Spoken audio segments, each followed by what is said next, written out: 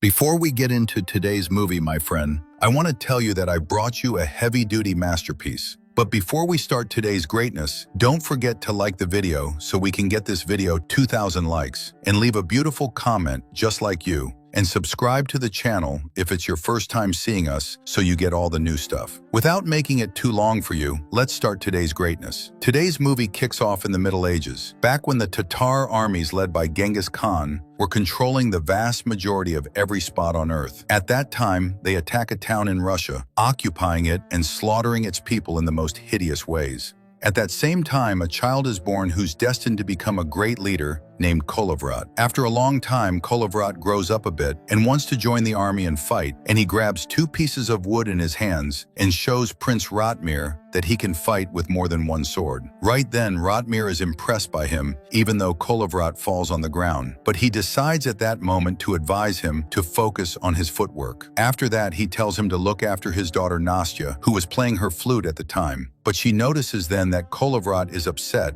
and tries to comfort him. But unfortunately, Tatar soldiers suddenly pounce on them and keep killing them, and one of them throws a spear at Nastya. But fate decrees that it only gives her a small wound. At that moment, Kolovrat tells her to run fast and call the soldiers while he grabs a sword off the ground and fights with it side by side with Ratmir. But exactly seconds later, a Tatar soldier pounces on Ratmir from his back and knocks him to the ground. And they all surround Kolovrat at that point, but they didn't know how to get close to him because he was attacking with the 2 swords in his hands. Then their leader pulls out a rope with 2 iron balls tied to both ends and throws it hard to wrap around Kolovrat's neck. At that moment, Kolovrat wakes up from his sleep, terrified, and at that time his wife Nastya had tied his hands to the bed because he's had amnesia since what happened back then. And every time he sleeps, he wakes up not remembering anything. Generally, he doesn't calm down until Nastya tells him that the Tatar soldiers captured her father Ratmir and his men and left him behind because they thought he was dead. But then he woke up and came back to their city of Ryazan. Then Kolovrat gets up to confirm her words and finally calms down when he looks out the window and finds himself actually in Ryazan. Right then, he starts remembering everything, that Nastya is his wife, and he even has 2 kids with her. After that, his lifelong best friend Karakun calls out to him because the prince wanted him. So Kolovrat just grabs his clothes and heads out with him. And at that time, Karakun lets him know that the prince wants to enter a war with the Tatars in an open field. And of course, he saw that as literal madness because the Tatar army is savage and their numbers are absolutely massive. Anyway, after that, Kolovrat goes to the prince and they find masked soldiers coming toward them. They think at the time that they're from the Tatars coming to attack them, and then the prince tells his soldiers to aim their arrows at them. But Kolovrat stops him because he realized those coming toward them were their own followers. So he orders the soldiers to let them in. A bit later, Kolovrat goes to train his soldiers, but suddenly a prince named Florid enters, who's very arrogant and wearing clothes different from the training gear in a military setting. At that time, Kolovrat gets annoyed by him and makes him take those clothes off. So he stays like that and promises that he'll be one of the fiercest warriors who will enter the war with him. Now nothing is left except for Florid to prove himself. So then Kolovrat puts him in a fight against 5 of his men. Florid then dodges all their strikes and starts hitting them with all his strength, and also mocks them and stands on a high spot above them. And because of that, at this moment, Kolovrat decides to punish him for his arrogance and makes them hit him in a certain way that knocks him to the ground. Right then, Florid obviously gets very upset about what happened to him, especially since all the people there kept laughing at him. But Kolovrat ignores everything that happened and goes home after that to play with his kids. When he and Nastya sit alone, he surprises her that he made her a flute different from the one that fell from her back then. So she wants to take it and put it in her box. But at that time, Kolovrat finds more than one flute in the box. And here he realizes that he was making her a flute every time he woke up from sleep. Anyway, right after that, a woman named Lada comes in and reports that there's a naming ceremony. And they do this for children as soon as they're born to bless them. Anyway, Kolovrat and Nastya go, along with all the townspeople, but suddenly someone enters from outside and informs them that the Tatar armies have surrounded the city from all sides. And even though all the people got scared then and ran to save the situation, Kolovrat insisted that the monk bless the child because he realizes that these children will be the city's warriors in the future. Generally at this time, all the leaders disagreed in their decisions, so the prince held a meeting with them. Then there was someone who said that facing the Tatars is impossible and that the only solution is to offer them gifts and reach an agreement with them, at least until they ask for backup. But Florid is very confident in the strength of Ryazan's warriors and wanted to enter the battle then.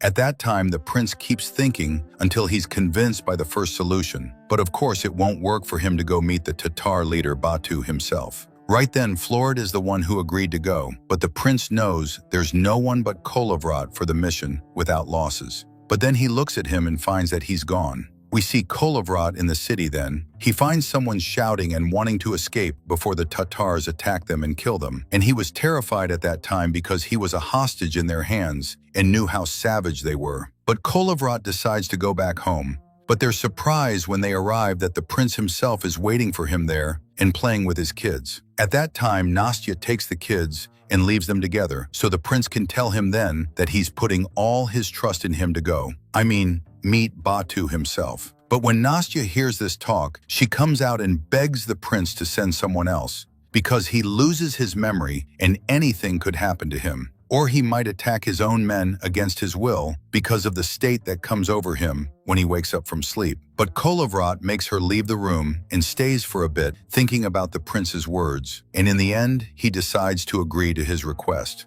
Anyway, the next day they start gathering the gifts, and each one of the warriors who will go with Kolovrat says their goodbyes then. Kolovrat sees the one who was a hostage of the Tatars and decides to take him with him because he knows their language. Immediately after that, Nastya brings her kids and goes to say goodbye to Kolovrat with her maid, so that when he wakes up from sleep, she can remind him of his past right away. But it seems from her goodbye to him then that it will be their last meeting. Anyway, after that, they head out of the city and enter the Tatar camp, and there they find many people telling legendary stories about Batu, the leader of the Tatars, until they go in to sit with him and all his army leaders. Immediately, one of Kolovrat's men gets up before he tells them exactly what he wants from them. Here now, Batu feels their weakness and keeps mocking them and telling them, "You're the ones who came, and I didn't ask for anything from you." After that, he stands in front of a world map and tells them that he wants to add Ryazan to his kingdom. He looks at them with all that arrogance then and tells them that whoever kneels to him now will have a share of the food. At this moment, Florid defends the dignity of his followers and tells him Ryazan's warriors don't kneel to anyone. Of course, Batu gets upset then by his words and was planning to finish him off. But Kolovrat intelligently speaks up then and says that he is stronger than them and Ryazan will be his in the end anyway. At that time, Batu likes the talk and chooses him from among them and decides to give him a treaty so his men know he's one of their followers and don't attack them. And he even has the authority to take horses and the equipment he needs from them. And with that, the meeting between them ended, and they took the necessary time to prepare their army. But the surprise then is that Ratmir and his men are still alive, and he suddenly flips the table. Right then, a very fierce battle breaks out between the Russians and the Tatar soldiers, which results in the death of a very large number of Tatars. Kolovrat and Florid, who stands against them, were literally destined for death, and they were all about to escape from the camp. But at the last moment, Florid gets hit by an arrow in his shoulder. So he advises Kolovrat then to protect the rest of their friends and escape. As for him, he pulls the arrow out of his shoulder and grabs a sword in one hand and a shield in the other, and heroically charges at 5 Tatar soldiers. Despite his injury then, he manages to finish them off with all that rage and bitterness, and his eyes were set on Batu, and he had great confidence that he would finish him off. But unfortunately, numbers beat courage, and he falls at Batu's feet without a weapon. But despite that, his look was full of pride until the moment Batu's assistant takes his head off. At that time, Ratmir asks Kolovrat about his daughter. So he finds out that he married her and they had 2 kids. And Ratmir can't believe then that he'll see Nastya again after all these years. Anyway, at that time, Karakun tells Kolovrat they won't be able to reach them because of the snowstorm. And even if they did, the Tatar soldiers surrounding the city would finish them off. The surprise then is that a wild bear appears in front of them, but a Russian guy comes from behind it and decides to help them and takes them to stay at his place in his cave so they can rest and sleep well. This man gives them some sedative herbs to help them sleep, but of course Kolovrat doesn't take the herbs, so he doesn't sleep and decides to stay awake until they return so he doesn't lose his memory again. But despite that, sleep eventually wins, and he starts imagining weird things then, showing him the way the Tatars will attack Ryazan. Because of that, he wakes up quickly and tries to draw the map on his clothes, but then he remembers the book that Nastya used to leave with him so he could write everything down and not forget if he woke up one day and she wasn't with him. Anyway, he gets up immediately, wakes Lada up, and makes sure he didn't sleep and wants the book from her. On the very next day, they continue their journey, but before they reach the city, they smell something burning and think at the time it's the forest trees. But seconds later, they're surprised that the entire city of Ryazan is what caught fire. Of course, at that time, they can't believe themselves from the shock, and they enter afterwards and find all the guards and their colleagues as lifeless bodies. Of course, this happened after a savage attack by the Tatar army on them, and they killed massive numbers of them, headed by the prince and his daughter without a shred of mercy. As for his wife, she decided to throw herself from a very high place, which was more honorable for her than dying at the hand of a savage Tatar soldier. In the current time, Kolovrat goes to stand in front of his house and finds Nastya's flute then. She also decided to stay with her kids in the house, and the fire kept holding on to it then until it fell on them because she was afraid that Batu's assistant would have the honor of killing them. Even though grief was tearing Kolovrat's heart apart then, he manages to hold it together and rings the alarm bell with his men to call out to the people who survived the Tatar attack. Right then, people actually start coming out of the trenches and caves underground as soon as they hear the sound of the alarm. But unfortunately, a group of Tatar soldiers hear the sound then and attack them again. At that time, all of Kolovrat's followers hide, while Kolovrat stands very calm by himself. And of course, the Tatar soldiers surround him then from every direction and even throw a noose around his neck. But all at once, Kolovrat attacks them with all his strength and takes a sword from them, killing them one after another with total ease. And after that, he grabs another sword and fights with his well-known style that he's been using for a long time since he was a kid. Indeed, at that time, he was attacking them with all fierceness, and anyone who got close to him, he killed them in a very hideous way. Anyway, after that, Karakun and those with him come out to attack the remaining soldiers and finish them off too. But at that time, the townspeople were obviously very terrified of the Tatars and wanted to escape the city to another city to save their own skins. But Kolovrat won't leave them, and there's no solution in their hands but to distribute the women and children into the caves to protect them. Right away, they send 3 men from among them who know the way. They send a message to the Russian forces asking them for support, and until they arrive, Kolovrat's mission with the warriors with him is to delay the Tatars in any way until the backup arrives. At that time, they see the Tatars from far away and find them drawing water from under the ice to drink from it and water their horses. So right then, Kolovrat puts poisonous herbs in the water. After just a few seconds, the soldiers and horses actually keep falling one after another amidst shock from Batu's assistant, who becomes very angry then and keeps hitting his soldiers so they'll get up. But then he finds out that what happened was executed by Kolovrat because he sent him an arrow with half of the treaty he took from Batu on it. At that same time, we find a messenger from the 3 who left, got tired and fell asleep on his horse on the road.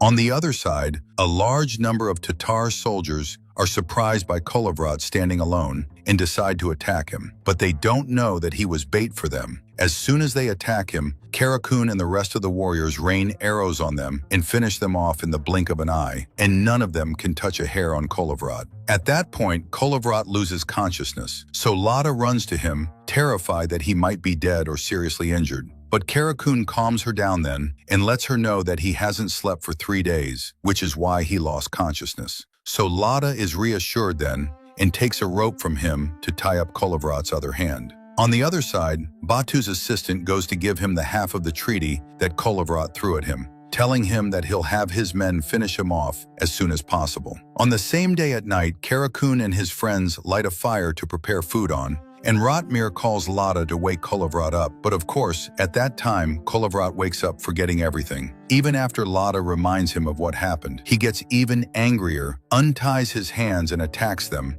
hitting them one by one with all his strength, and none of them was able to control him at all. So they all gather then and tie him up, and Karakun wakes him up and reminds him of everything and doesn't leave him until he regains his consciousness again. Anyway, on the other side, the first messenger reaches the leader of the city next to them and tells him exactly what happened and asks him for support. But at that time he mocks him, especially when he finds out they're all 20 fighters facing 100,000 Tatar fighters, and he refuses to support them with any army at all. The same exact situation happens with the second messenger, and the city leader refuses to help them. As for the third one, he was still asleep on the horse's back, and unfortunately, the horse changes its path without the messenger knowing. But that night, Kolovrat and those with him decided to sneak and attack the Tatar camp, and at that time, they kill one after another without their faces showing. And right then, the other soldiers thought they were forest ghosts, and because they believe in superstitions, they get terrified, leave their positions, and run away. At that time, Kolovrat and his friends gather all the weapons and resources they need and paint their faces green to scare the Tatar soldiers. After that, they start throwing huge fireballs at the rest of the army, which starts wiping out a large number of soldiers. Right then, Batu's assistant finds a soldier gathering people around him and telling them that forest ghosts attacked him. So the assistant gets angry at him then and orders his men to finish him off immediately. After that, he finds one of his men hanging with an arrow in his chest that has the other half of the treaty in it, so he takes it then and goes to show it to Batu. At that moment, his men brought him a surprise, which is the third messenger who was asleep on his horse, and then Batu orders them to cut his head off immediately and walks away from them while looking at his camp burning at the hand of Kolovrat and his men. And of course, anger takes over him then. Anyway, the next day one of Kolovrat's men sees a horse close by, so Kolovrat decides himself then to check on the horse's owner. He enters the forest and starts sneaking very quietly without noticing that Lada was walking behind him. Anyway, he keeps walking until suddenly he finds the messenger's body with the Tatar flag on it. And right then he's very shocked and goes to approach it like that. But he's surprised that Batu's assistant and a large number of his followers were there waiting for him. But until Lada goes back to them, Kolovrat grabs a sword and keeps killing them one after another, and he grabs a second sword in his other hand to attack them with even more power. But at that time, Batu's assistant pulls out the rope with the iron balls tied to it and throws it at him again, just like he did a long time ago. But this time, Kolovrat is ready and dodges it with total skill, and revenge was clear in his eyes then. But of course, he won't be able to do anything to all these soldiers who are about to surround and finish him off. But fate intervenes then, and a deadly snowstorm occurs, and none of them can move from their spot then. Suddenly, the man who took them to his cave also appears and makes his bear attack the Tatar soldiers and starts finishing them off. And in a matter of seconds, Karakun and his colleagues arrive too and save him. After that, Batu walks through the camp while disguised like that and finds all the people believing that forest ghosts are the ones attacking. After that, the assistant also comes to him, kneeling before him to express his failure in eliminating 17 warriors, specifically Kolovrat. He tells him then that they had surrounded him with his men and were about to kill him, but a storm happened and a beast attacked them, and all that delayed them until his colleagues intervened. The assistant at that time was actually sure they were forest ghosts because what happened wasn't normal at all. But Batu gets angry then at his words and was going to take his head off. But he remembers that he's the one who raised him when he was little and tells him that 17 soldiers can't beat them, but fear alone is capable of defeating them. Because of that, he orders the whole army to gather so they can attack them and confirm to them that they're ordinary humans, not ghosts like they think. As soon as the Tatar army gets ready and moves, Karakun sees them and runs to inform Kolovrat. Right then, they're happy that their plan is complete and they'll finish them all off. But they face a big dilemma, which is the children they have with them. So Kolovrat decides that they distribute the children to all the Russian cities so that when they grow up and remember this situation, it'll be a motivation for them to be heroes and defend their land. And he didn't find anyone better than Karakun and Lada to take them to safety. As for him and his men, they decide to stand against the Tatar attacks to gain time until they're sure they've reached a safe place. As soon as Kara Kun and Lada move with the children, all the soldiers start preparing their weapons, and they make a whole lot of traps to catch the Tatar soldiers. After that, they stay waiting for a bit until they find the entire Tatar army coming at them. And at that time, Batu sits eating like that while he watches his men attack Kolovrat's men. He gets shocked when his men fall into the trap, and Kolovrat and those with him pull the rope they tied a tree with and throw it at his men, crushing them immediately. After that, they keep shooting them with arrows and finish them off one after another to gain some time until Kara Kun reaches safety. But at that time, Kara Kun finds the road blocked, so he and the children and Lada are forced then to carry the trees blocking the road, and they pull the wagon with all their strength until they pass. At this time, Batu's assistant gets angry when he sees what happened and decides to go to Batu to ask him to allow him to finish off Kolovrat. Right then, the assistant orders his men to attack them, and unfortunately, as soon as engagement happens, a large number of both armies die until suddenly Kolovrat is facing Batu's assistant. Now, of course, the time for revenge has finally come. The assistant grabs the shield and sword and starts attacking Kolovrat with bitterness. But Kolovrat remembers what happened back then, and in a matter of seconds, he takes his head off without a shred of mercy in front of his soldiers. At that point, Kara Kun is finally arriving, but unfortunately, he can't raise the sail because the rope froze. So right away, Lada gathers herself and all the children and starts blowing on the rope to melt the ice. Meanwhile, the battle keeps continuing on the other side, and Kolovrat's men start dying one after another. But despite that, he keeps resisting and raises the Tatar flag on top of the mountain to